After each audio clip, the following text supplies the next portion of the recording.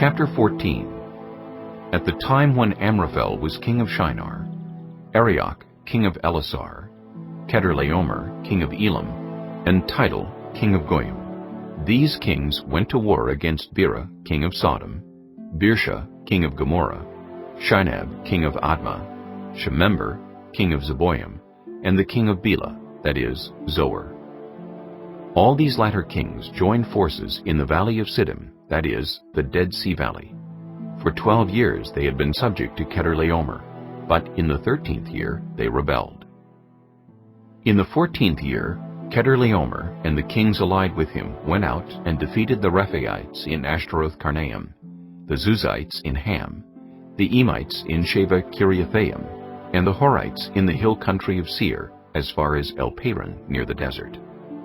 Then they turned back and went to En-Mishpat, that is Kadesh, and they conquered the whole territory of the Amalekites, as well as the Amorites who were living in Hazazon-Tamar. Then the king of Sodom, the king of Gomorrah, the king of Admah, the king of Zeboim, and the king of Bela, that is Zoar, marched out and drew up their battle lines in the valley of Siddim against Chedorlaomer, king of Elam, Tidal, king of Goyim, Amraphel, king of Shinar, and Arioch, king of Elasar, 4 kings against 5.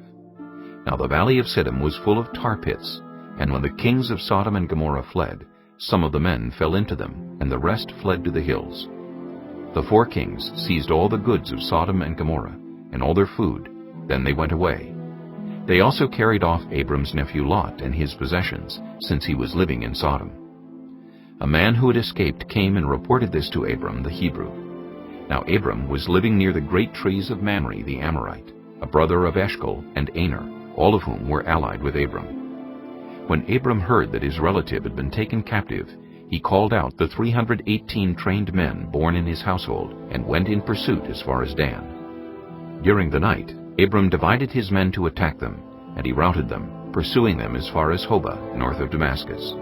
He recovered all the goods and brought back his relative Lot and his possessions, together with the women and the other people. After Abram returned from defeating Chedorlaomer and the kings allied with him, the king of Sodom came out to meet him in the valley of Sheva, that is, the king's valley. Then Melchizedek, king of Salem, brought out bread and wine. He was priest of God Most High, and he blessed Abram, saying, Blessed be Abram by God Most High, creator of heaven and earth.